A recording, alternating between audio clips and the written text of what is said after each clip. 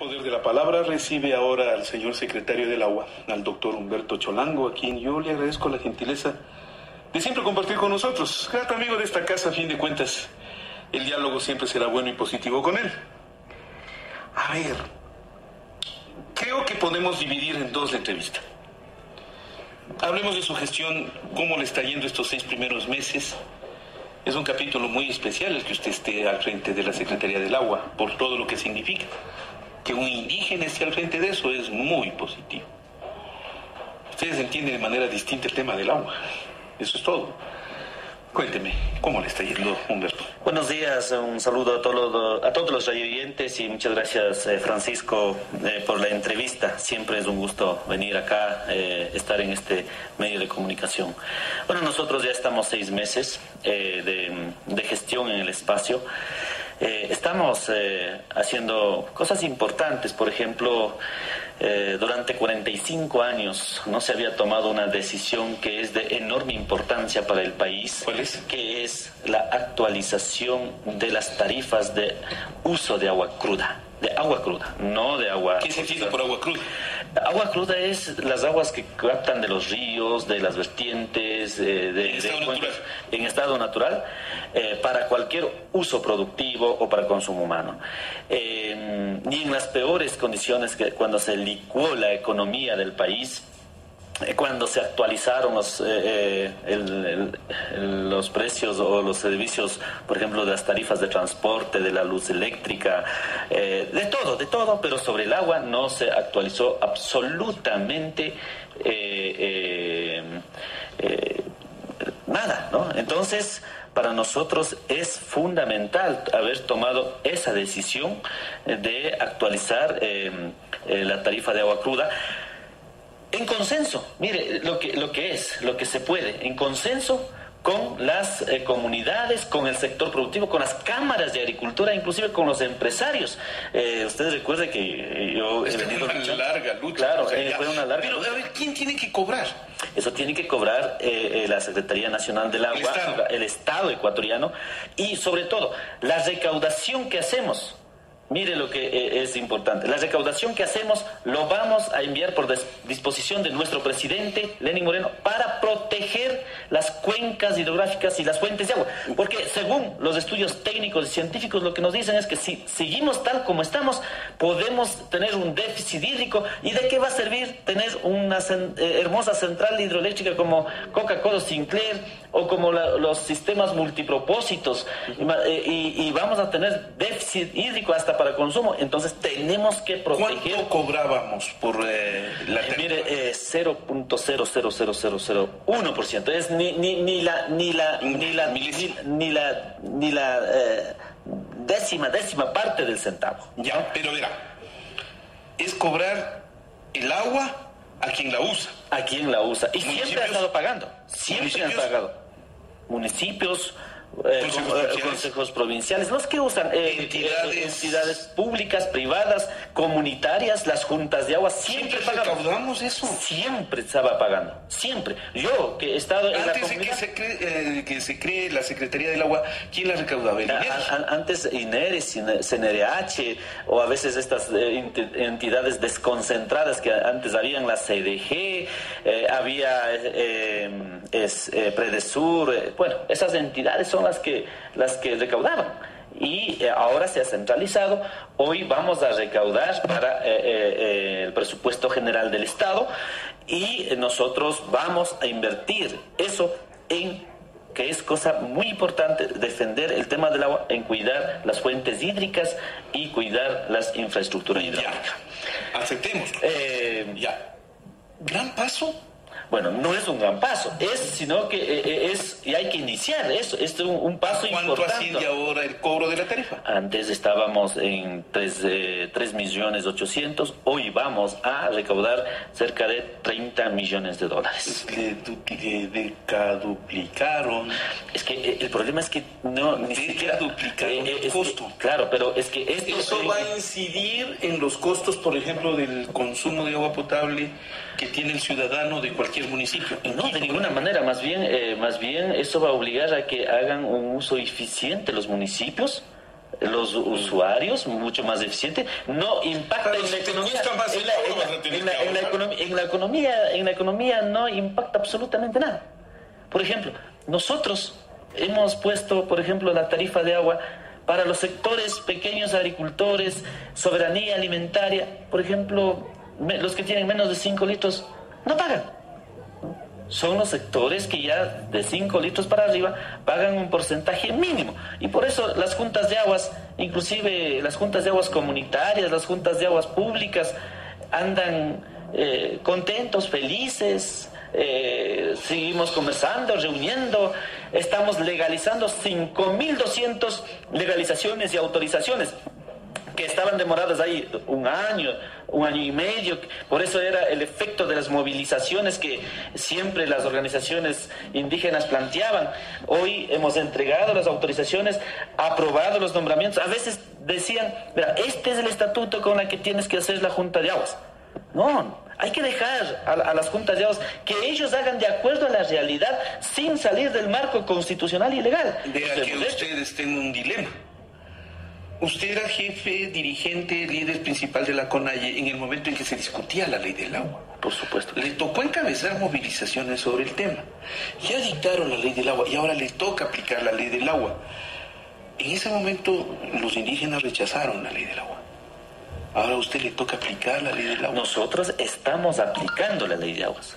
Ni más ni menos de lo que a pesar de lo que los dirigentes indígenas en ese momento dijeron que no, y ahora les toca decir que sí. Lo que pasa es que hay algunas falencias, algunos vacíos en la ley, pero también empezaron a poner, por ejemplo, instructivos, por ejemplo, decir, este es el estatuto con el que tienes que aprobar, por ejemplo, pedían copias de cédula de todos los usuarios, por ejemplo. Todas esas cosas hemos simplificado y estamos haciendo. Pero bueno, cosas importantes que aparte de eso estamos haciendo. Por ejemplo, el Plan Nacional de Riego en el Ecuador. El Ecuador tiene que tener un plan nacional. Se ha estado trabajando, pero ese plan nacional tiene que involucrar a todos los sectores productivos del país. Francisco, en el Ecuador potencialmente existen 3 millones de hectáreas cultivables. Y con infraestructura hidráulica en estos momentos tenemos cerca de 1.500.000, pero que no contienen continuidad hídrica. Esas infraestructuras son construidas por continuidad hídrica. Porque, por ejemplo, no tienen diariamente agua. Llegan en turno cada 15 días, 20 días. Esa infraestructura hidráulica está construida hace 60, 70, 100 años en las comunidades, que las comunidades mantienen cada rato cuando derrumban, van a la minga enchambando los canales de riego, por ejemplo. Y de esos 3 millones de hectáreas potencialmente cultivables, en estos momentos tenemos 980.000 hectáreas que están con riego. Y de esos 980.000 hectáreas, 240.000 tienen con riego tecnificado. O sea, es decir, estamos trabajando en conjunto con los gobiernos provinciales, hemos firmado el acuerdo con GOPE para poder trabajar el Plan Nacional de Riego, para que nosotros de aquí a 20 años miremos bajo ese plan, bajo ese instrumento, podamos invertir tanto el Estado, los gobiernos seccionales, desde el sector comunitario hasta el sector privado, que puedan invertir en eso, porque necesitamos generar y reactivar la economía y dar un empleo más digno a los sectores, por ejemplo, de la economía popular y solidaria, o los que están en la soberanía alimentaria. Otro punto importante es agua segura y saneamiento para todos. Nosotros, es que en el Ecuador... Eso sí es gigante. En el Ecuador... yo pongo solo el ejemplo, a ver, te pongo el drama urbano, no el rural. ¿Los Guasmos tienen agua segura? No. Monte Sinaín. No, por ejemplo, los Guasmos, o sea, las invasiones, las expropiaciones o los programas de vivienda semiurbanos. En Quito tienes el mismo drama. En Quito tienes... En la área urbana... En las externas. Y vos, por ejemplo, no sé si la Roldós, la Pisulí, la Polida, la lucha de los pobres, la zona del sur, ¿tienen agua segura? Mi pregunta es, ¿la tiene? El drama es urbano. del agua segura? Mire, para nosotros hemos hecho un análisis en el sector rural, el 51% de los ecuatorianos, entiéndase, no se entienda el sector rural solamente como comunidades que están alejadas, ¿no? Sino la gente que está en las áreas, es lo que usted decía, graficaba bien, en las áreas preurbanas, parroquias rurales, hasta en los cantones, en las comunidades. El 51% de ecuatorianos no tenemos agua segura. Solo estamos tomando agua entubada. ¿Agua tratada? Un poquito, de alguna manera, en algunos casos ponen cloro, pero la mayoría, especialmente en las parroquias rurales de las comunidades, estamos tomando agua solamente entubada. Entonces eso genera enfermedades de origen hídrico, eso genera desnutrición infantil, ¿no? Y más bien nosotros hemos visto, esto es una de las políticas que tenemos que trabajar a fondo para poder devolver la dignidad y cambiar las condiciones de vida, inclusive de estas poblaciones.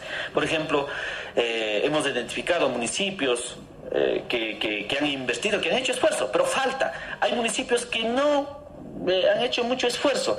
Hay comunidades que han hecho esfuerzo y han construido sus sistemas, pero toca apoyar desde el Estado, por ejemplo, poner una planta de tratamiento de agua potable para poder tratar otro de los problemas, es aguas residuales, por ejemplo. Aguas residuales es otro de los dramas, claro, el tratamiento de las aguas residuales y la contaminación que generan. Exacto. Especialmente desde las industrias.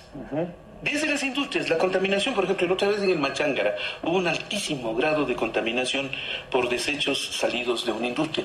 Esto fue una queja de los ciudadanos que la vieron. Y pregunto yo, ¿quién resuelve eso? Es competencia de los municipios, pero nosotros nosotros como Estado, como ente rector, tenemos que trabajar sobre el tema. Para concluir este programa, nosotros hemos diseñado, por disposición de nuestro presidente... Todavía no le mando un No, para terminar, decía, esta parte, hemos diseñado, por ejemplo, subsidios que vamos a entregar, por ejemplo, a los municipios en un 25%, algunos van a tener hasta 50% de subsidio, pero queremos que también los gobiernos locales, los señores alcaldes, estén conscientes e inviertan en las cosas más importantes para la salud humana de sus pueblos, de sus poblaciones, en el tema de agua segura. Eso va a ser fundamental. Quisiéramos decir al país, por ejemplo, en el Ecuador estamos tomando agua segura, por lo menos en un 70% de la población en los próximos años. Estamos invirtiendo, por ejemplo, Esmeraldas es uno de los problemas que hemos tenido, estamos superando. Imagínese, Francisco, uno no logra entender, teniendo al lado un gran río, Esmeraldas no tenga agua con continuidad. Eso o sea, tenían solamente cada 5 horas tenían. Se llama corrupción, hombre. No se llama falta de recursos hídricos. Se llama corrupción dura y madura. ¿En manos de qué grupo estuvo en la administración de Esmeraldas? Bueno, nosotros hemos tomado las decisiones, he tenido que cambiar al gerente, estamos trabajando, el 75% de la obra física está avanzado, hoy por lo menos podemos decir en Esmeraldas, en un 25% de la ciudad de Esmeraldas, de Cantón Esmeraldas, ya tienen continuidad de agua durante 24 horas. Pudimos superar el feriado anterior y vamos a seguir trabajando, eso es nuestro compromiso con el presidente. Déjele ya el tema del agua. Veo que lo maneja con suficiencia y me alegra, Humberto, sinceramente. Por eso les decía al inicio de la entrevista que sí me sorprendió y gratamente el nombramiento de Humberto Cholango por indígenas. Los indígenas entienden de distinta manera, tienen otra cosmovisión del mundo de nuestros recursos. Frecuentemente les vemos peleando por el agua, por la tierra, por el aire, hasta por el fuego. Porque era uno de los recursos que estaba concentrado, disculpen que diga, en manos siempre de un grupo que estaba manejando las haciendas y el agua como control y monopolio como recurso para poder seguir explotando. Si le existe una gestión, nos va a beneficiar a todos. Muchas gracias. Lo digo abiertamente, nos va a beneficiar a todos. Oiga, ¿cómo está la CONAIE con el gobierno? ¿Les está yendo bien? Les veo cuestionando Les veo afectados en algún momento por el tema de las amnistías. Otros movilizados en reclamo de derechos ancestrales, los que vienen desde el oriente. Dígame, ¿cómo está y cómo se siente usted de paso? Nosotros tenemos, yo personalmente, usted conoce, tengo una excelente relación con todas las bases del movimiento indígena, con los dirigentes. Una de las cosas también fue facilitar el diálogo con las organizaciones indígenas y sociales, con el señor presidente. Trabajamos de eso, por ejemplo, cosas que podían deberíamos haber hecho antes, a veces por la incomprensión no se pudo hacer. Por ejemplo, el tema de la casa de la CONAIE, el señor presidente dispuso que devuelva y firmemos como dato para 100 años. Se entregó también los indultos a las personas sentenciadas de las organizaciones indígenas. ¿Pero por qué consideran que es suficiente? Bueno, nosotros creemos que o sea, no podemos resolver unos procesos, una exclusión de unos 50, 100 años atrás, pues. O sea, hay que ir paso a paso. La Constitución, hemos avanzado, hemos construido las políticas públicas, se ha construido la educación intercultural bilingüe, estamos trabajando. El tema de la universidad indígena que fue cerrada con esas calificaciones que decían, ahora estamos trabajando para retomar, con el secretario de Educación Superior, con CENESID, con doctor Augusto Barrera, estamos trabajando analizando para reorganizar eso, que sea una universidad pública comunitaria. Hoy, por ejemplo, los jóvenes indígenas, más de 6.000 jóvenes indígenas, en esta fase que pasado, han logrado ingresar, por ejemplo. Ya. Estamos en el tema... Todo sí, pero a cambio de equipos. ¿Qué es lo que están pidiendo ustedes? No, es que es un derecho. Es que es un derecho. Es un derecho porque no a cambio de... estoy discutiendo. No, a cambio de... A cambio del apoyo a la consulta popular. No, la CONAIE ha pronunciado, no por presión de nadie ni a cambio de nada, sino la CONAIE, coherentemente, porque siempre planteó eso, que debe haber consulta en los temas más sensibles. Por ejemplo, el tema de Yasuní. Nosotros cuando éramos dirigentes dijimos, vea presidente o expresidente Correa, mándele eso a la consulta para que el pueblo ecuatoriano sea la que tome la decisión. Y ahora cuando nos ponen en consultas, los primeros en reclamar son los Estados Unidos diciendo que no vale esa parte. Hoy tiene, por lo menos, es un avance enormemente importante. Yo no conozco en ninguna parte, por lo menos de Sudamérica, que un presidente o el Estado esté convocando para tomar decisiones sobre estos temas tan sensibles en el tema ambiental. El tema, por ejemplo, de prohibir la minería a gran escala, prohibir minería metálica en las zonas de áreas protegidas, zonas intangibles, centros urbanos. Hoy, nosotros, por ejemplo, yo que estoy en la parte del agua, la mayor reserva del agua está en las áreas protegidas. Entonces, se está planteando la consulta que se dijo y planteamos por el tema de la reelección indefinida, por ejemplo. Nosotros siempre dijimos que había un sector que decía que hay que pasar por la asamblea y otro sector que decía que no. Entonces, mande la consulta para que el pueblo ecuatoriano sea quien tome la decisión. Y ahora, la consulta está controvertida. Ahora están entre todos, ya sabe cómo es nuestra clase política, ¿no? Ya saben cómo son ustedes los políticos. Siempre pelean lo legal, argumentando cada uno un artículo de la ley. Pareciera que la razón es lo único que está bien repartido y todo el mundo dice que la tiene. Yo tengo la razón, el otro también. Esa consulta, ¿cómo la ve? Nosotros vemos como una oportunidad. No hay que tener miedo. ¿Controvertida como está? No, de ninguna manera. Le van a negar un momento, le van a aprobar en otro, mire, le van a aceptar unos, le van a deslegitimar otros. Puede ser que sea controvertida, puede ser lo que sea. Pero entonces, por ese mismo hecho de que sea controvertida, dejemos al pueblo ecuatoriano para que el pueblo ecuatoriano sea quien tome la decisión. ¿Pero pues, por qué? A ver, no tengamos miedo al pueblo ecuatoriano. ¿Por qué tienen miedo? No, nadie les está diciendo si el pueblo ecuatoriano dice que está en una selección. Humberto, no se me aproveche del entonces, concepto. ¿que el pueblo? No se me aproveche el concepto. Se lo va a decir frontalmente. ¿Por qué tiene que consultarlos?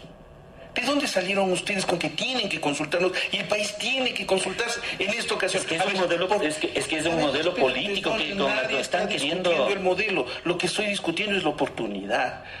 ¿Por qué tienen que consultarnos? Porque por ahí alguien se inventó una encuesta diciendo que el 80% del país quiere ser consultado. Eso es falso. Eso es una mentira. ¿Por qué? Porque no existe esa consulta.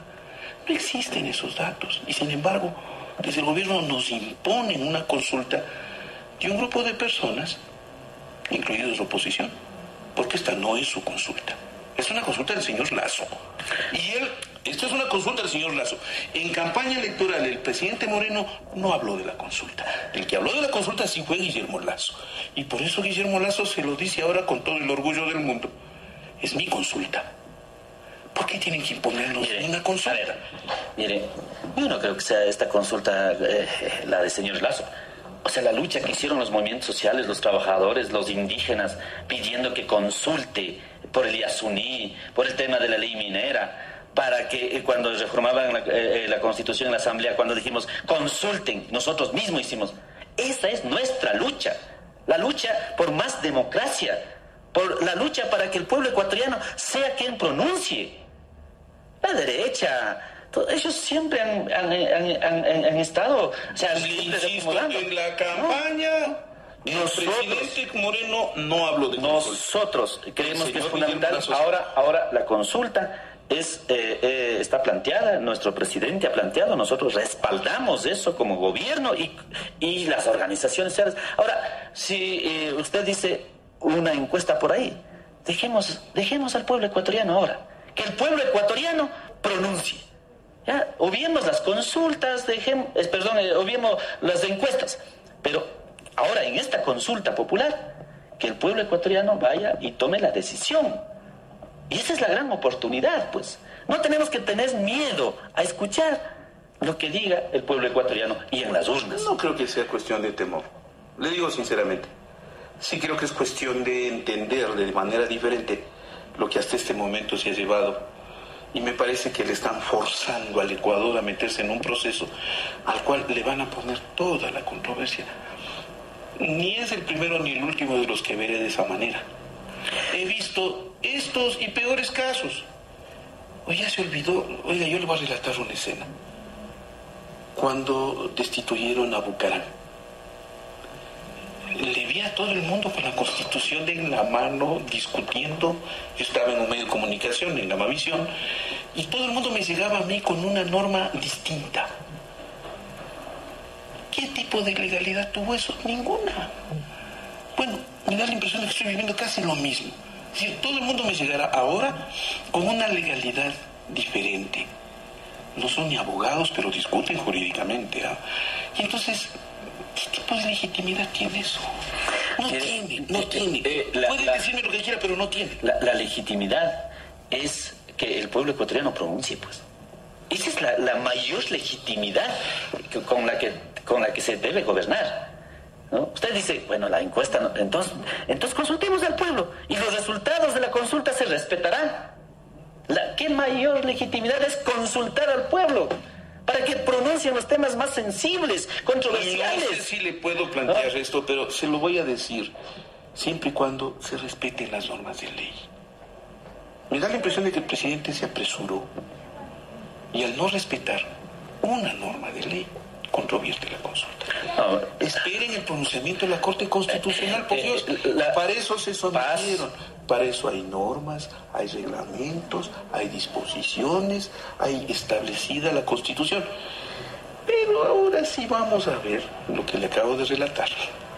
Todos se van a discutir con la Constitución. Paso a paso, desde el gobierno, se ha cumplido con las normas, con las normas legales. Va a decir lo mismo, ¿eh? Y claro, la Corte tenía su tiempo para poder pronunciar. Y paso a paso, norma por norma, reglamentariamente hablando, cumplimos con los plazos.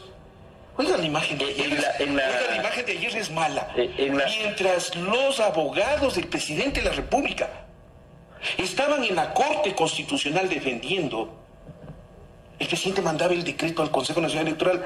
Yo no entiendo eso. Mire, a ver, paso a paso se ha cumplido. Con todas las normas legales, con los plazos establecidos. Ahora, si la Corte no pronuncia, pues, o sea, la misma ley faculta al gobierno del señor presidente mandar el decreto. Lo que hizo antes, ¿no es cierto?, en el caso de la Concordia, el señor expresidente Rafael Correa. O sea, ¿por qué antes valía eso y ahora no vale? Por una razón, y se la voy a decir. Sobre el tema de la Concordia, en la Corte no se movió un papel. ¡Un papel! Por eso tuvo que aplicar ese decreto. Ahora no. Ahora tuvieron 134 amicus curiae que tenían que ser tramitados, o eso no es escuchar a la gente. Entonces, escuchar a la gente implicaba plazos, implicaba tiempos, implicaba postergar paso a paso, y eso lo permite el reglamento. Entonces, si tienen un reglamento, tienen una norma. Pero una norma que dice, en 20 días. No estamos diciendo que no escuche... Está en capacidad de suspensión. No estamos diciendo que no escuche a la gente, que no hagan audiencias. Tienen 24 horas del día para hacer, pues. Pero tienen que cumplir con la norma que establece que tienen que pronunciarse favorable. En términos o negativamente, en los 20 días de plazo. Humberto, eso se ha cumplido. Permítame, Humberto, esa no es una razón legal. En términos jurídicos, los plazos y los tiempos son medibles y cuantificables de acuerdo a días hábiles y de acuerdo a disposiciones y plazos establecidos en las normas y en los reglamentos. Para eso son los reglamentos. Y en la reglamentación se dispone que se suspende el trámite para escuchar a los amicus curiae. Es decir, eso no vale. O sea, eso sí vale, pero lo que pasa es que como se enteraron que no les salía la pregunta 2 y 3, entonces se apresuraron. Yo tengo la impresión de que con eso deslegitimaron el tema y entra en una controversia jurídica. Nosotros más bien creemos que la consulta tiene una enorme legitimidad. ¿Ya? Enorme legitimidad, la lucha contra la corrupción. ¿Quién puede estar en desacuerdo? Nadie. ¿No? Y la pregunta uno gana. ¿Quién puede estar en contra de Yasuní? ¿Quién puede estar en contra de proteger las fuentes de agua? Por ejemplo, que no haga la minería. Usted va a tener una nación mayoritaria. Proteger a los niños, ¿no? En el tema de la reelección indefinida, por ejemplo, usted sabe cuál ha sido nuestra posición y mi posición inclusive. ¿No? Yo siempre he luchado contra los cacicazgos locales. No